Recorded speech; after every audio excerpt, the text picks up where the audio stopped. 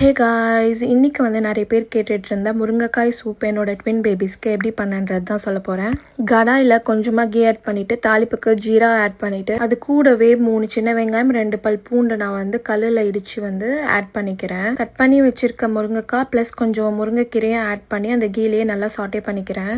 அப்புறம் இது வேகிறதுக்கு தேவையான அளவு தண்ணி ஊற்றி லைட்டாக டர்மரிக் அண்ட் பெப்பர் ஆட் பண்ணிவிட்டு நல்லா மிக்ஸ் பண்ணி விட்டு சூப் நல்லா கொதிச்சு முருங்கைக்காய் நல்லா வெந்து வந்ததும் அதில் இருக்க முருங்கைக்காவை மட்டும் தனியாக ஃபில்டர் பண்ணி எடுத்துக்கிட்டு அதில் இருக்க ஃப்ளஷ் அண்ட் சீட்ஸை பிளெண்டரில் ஆட் பண்ணி லைட்டாக பிளெண்ட் பண்ணி எடுத்துக்கலாம். ஃபில்டர் பண்ணி வச்சிருந்த சூப்பில் நம்ம பிளெண்ட் பண்ணி வச்சிருந்த முருங்கைக்காயை ஆட் பண்ணி மிக்ஸ் பண்ணி நம்ம பேபிஸ்க்கு ஃபீட் பண்ணிடலாம். முருங்கைக்காயில் கால்சியம் இருக்கிறதுனால பேபிஸோட டீத் அண்ட் போன்ஸை ஸ்ட்ராங் ஆகும். அயன் இருக்கிறதுனால பிளட் ஃபார்மேஷனுக்கு ஹெல்ப் பண்ணும். ஸோ பேபிஸோட மீல் பிளானில் கண்டிப்பாக இதையும் ஆட் பண்ணிக்க பாருங்க. இந்த மாதிரி டெய்லி ஒரு ஹெல்த்தி பேபி ஃபுட் ரெசிபீஸ்க்கு என்னோட பேஜை ஃபாலோ பண்ணிக்கோங்க.